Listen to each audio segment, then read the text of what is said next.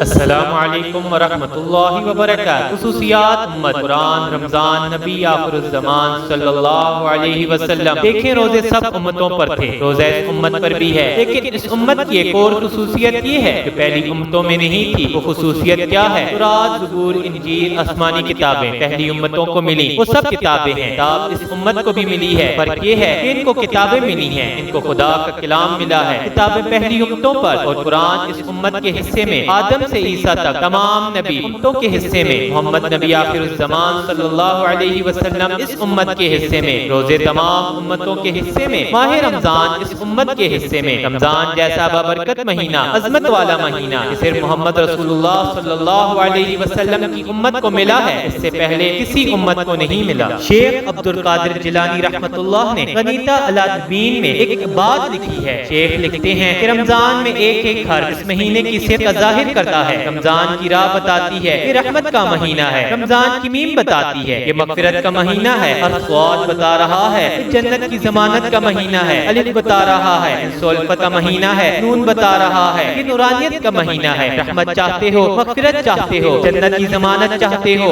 سلفت چاہتے ہو، نورانیت چاہتے ہو، رمضان کی برکات چاہتے ہو، اس مہینے میں عبادت کرو گے تو یہ ساری باتیں مل جائیں گی۔ اللہ پاک ہمیں رمضان المبارک کے انوار و برکات نصیب فرمائے اور صحیح معنوں میں عبادت کرنے کی توفیق عطا فرمائے، آمین یا رب العالمین۔ اللہ اللہ اللہ